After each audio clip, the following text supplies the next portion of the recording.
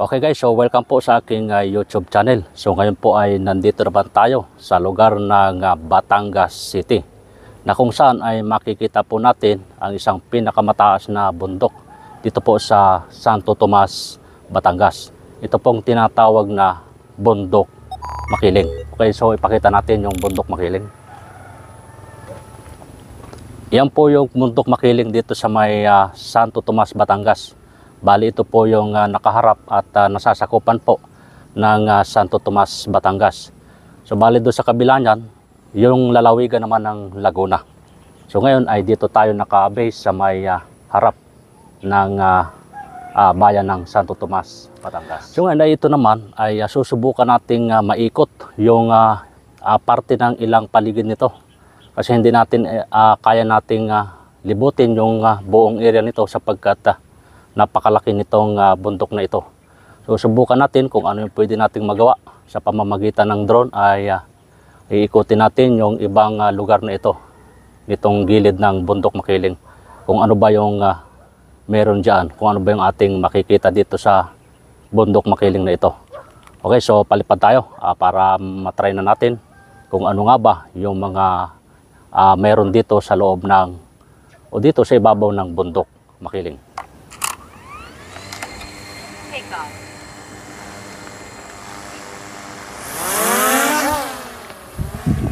Okay, so ikot tayo. Maraming uwak guys akong nakikita. So di bale, kaya yan. Tiwala lang tayo sa ating aircraft.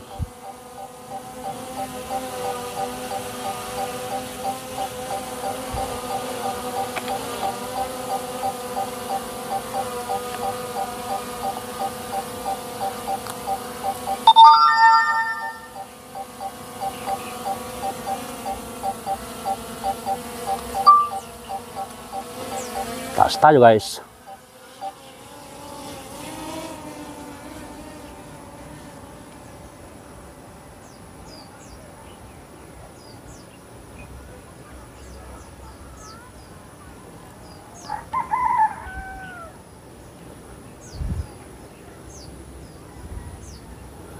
Okay. Abante tayo.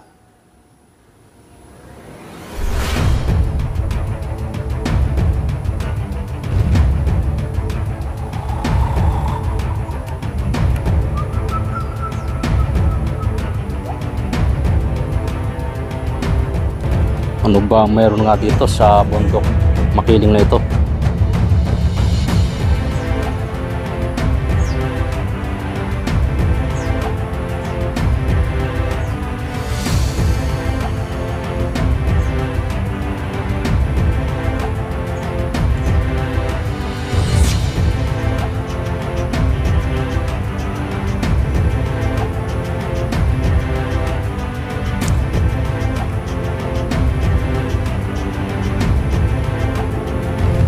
Ang Bundok Makiling guys ay nasasakupan ng lalawigan ng Laguna at Batangas. Ito ay tinatawag na isang natutulog na bulkan. Pero hindi ito aktibo. Meron itong taas na 1,090 meters or 3,580 feet. At may laki ito na umaabot sa 4,250 hektarya.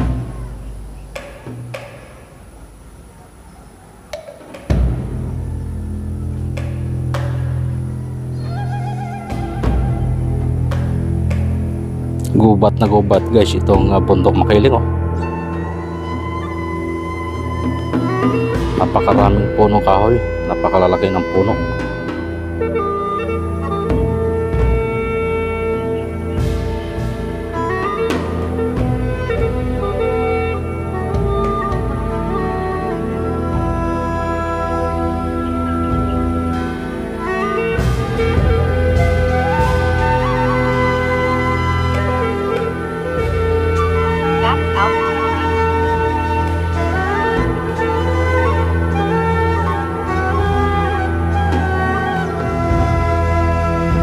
Napakataas guys itong bundok na ito.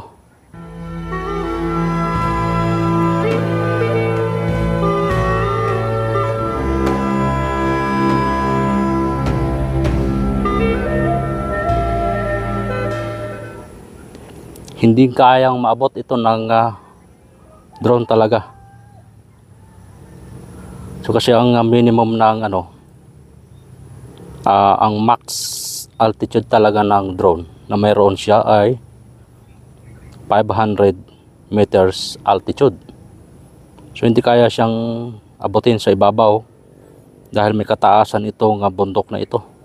So nasa 1,000 plus ito yung kanyang max, yung kanyang height ng bundok makiling na ito.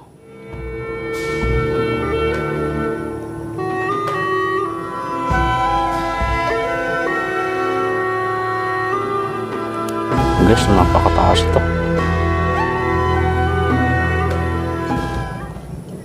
Hindi natin makita ang kailaliman nitong bundok na ito pagkat napakalalago ng mga punong kahoy.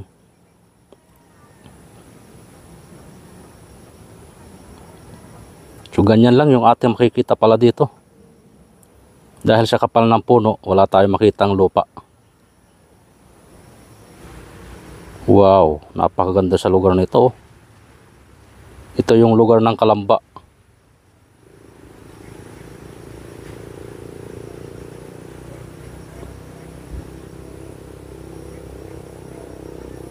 Ito naman, yung area naman ng Santo Tomas, Batangas. Yan guys.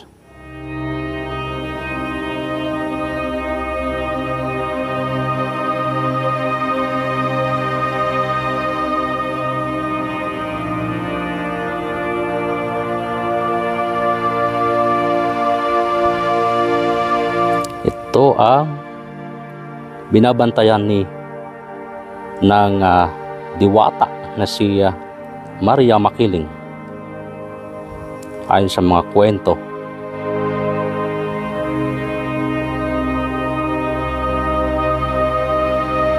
Yan.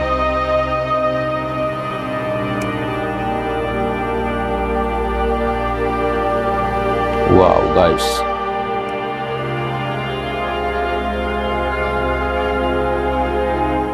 Gubat na gubat, no?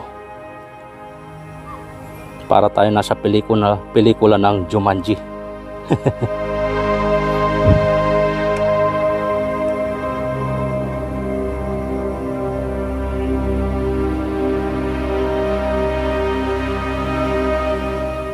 Itong bundok Makiling na tinatawag na bulkan ay wala pa namang itatalang makasaysayang pagsabog mula pa noong unang panahon.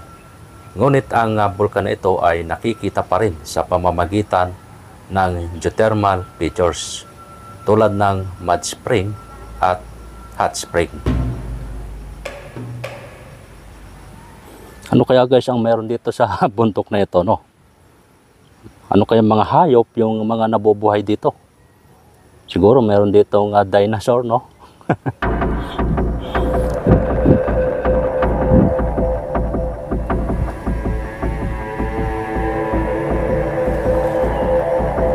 Kaya itong nakaputi na to.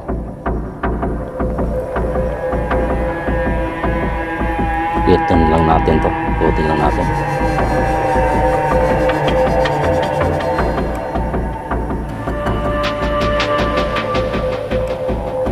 Yan guys. Napakagandang pagmasdan.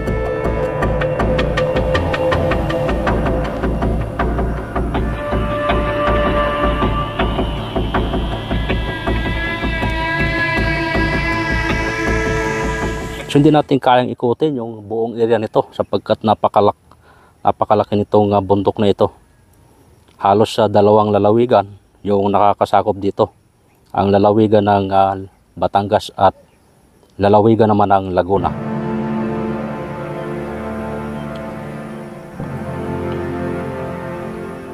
Hindi kakayanan ng ating battery ikutin itong buong bundok na ito. So dito lang tayo sa lugar na kung saan malapit sa atin.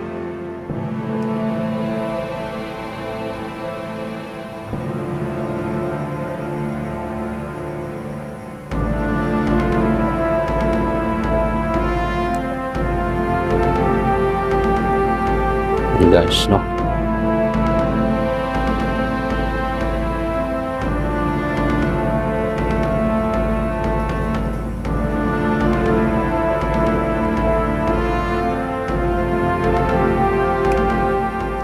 Baba natin dito.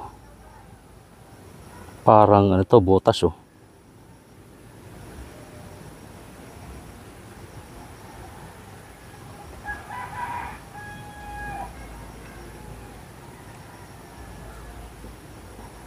Ano siya no, may para siyang crater. Oh.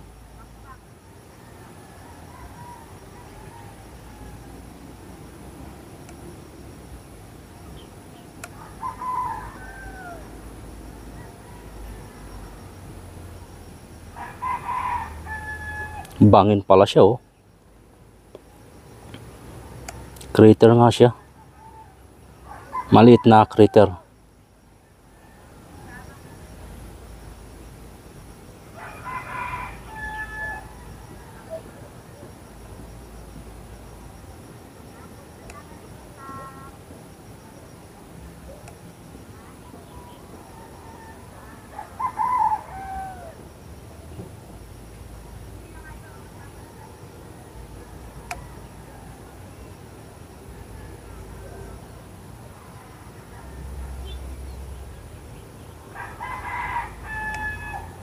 Ito, may mga bahay na dito.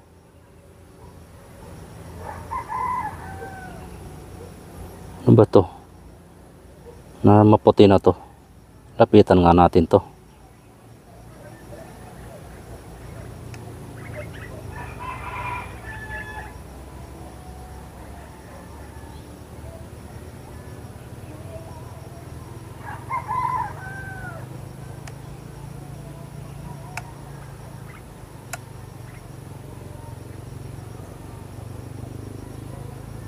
Para siyang simbahan.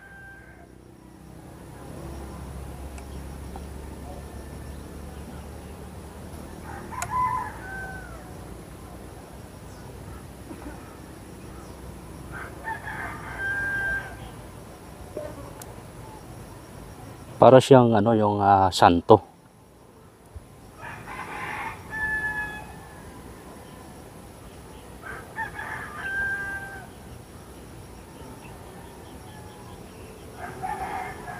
Guys, so limited lang ating nakikita dito sa bundok Makiling. Pagkat sa napakakapal ng mga punong kahoy, hindi natin halos makita yung ilalim. Hindi naman tayo pwedeng bumaba. Baka sumabit tayo at saka iniwasan natin yung mga malalaking ibon dito. Baka yung ating aircraft ay mapagkamalang ibon o kalapati. So baka madali pa, no? Matangay pa nila, madagit. Mahirap akyatin yan. So napakataas niyang bundok na yan. Ayon sa mga hiker, umaabot ng 5 oras hanggang 7 oras yung pag-akyat dyan bago mo marating yung pinakaibabaw niyang bundok Makiling na yan. Okay.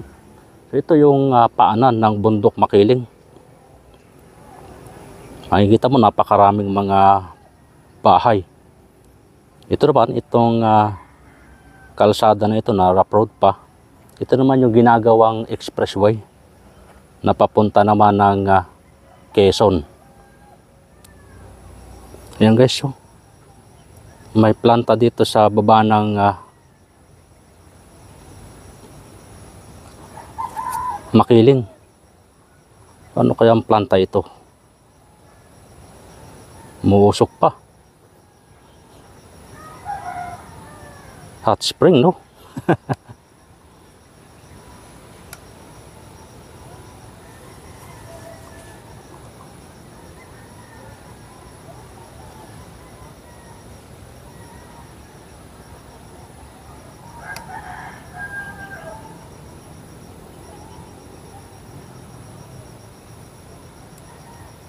Yun guys.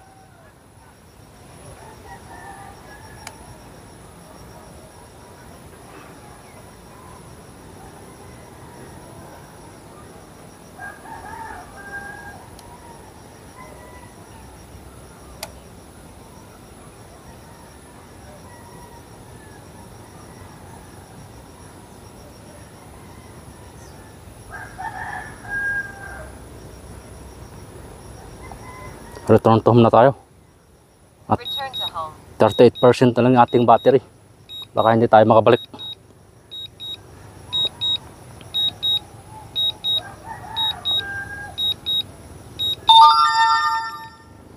Ayun guys, so limited lang yung ating nakikita dito sa bundok Makiling. Dahil sa sobrang taas nito, ay hindi natin maiikot o mapupuntahan yung pinaka-ibabaw nito. Kung tayo ay nandun sa parting gitna, ay maaaring maabot natin yung pinaka-ibabaw. Dahil nandito tayo sa pinakababa ng puno ng bundok Makiling, ay hindi natin maiikot at mapupuntahan yung mga ibang sulok nitong Makiling na ito. So pero kahit papano ay nakita naman natin yung ibang lugar, ibang parte ng lugar nitong Makiling. So yun nga lang ay talagang hanggang doon lang ang kakayahan ng ating aircraft dahil lamang sa battery. So hindi kayang libutin dahil malapad at mataas itong bundok Makiling na ito. So siguro kapag may time tayo, doon tayo sa kabila. So akyat tayo doon sa pinaka ibabaw para mas makita natin yung pinaka top view nitong bundok Makiling na ito.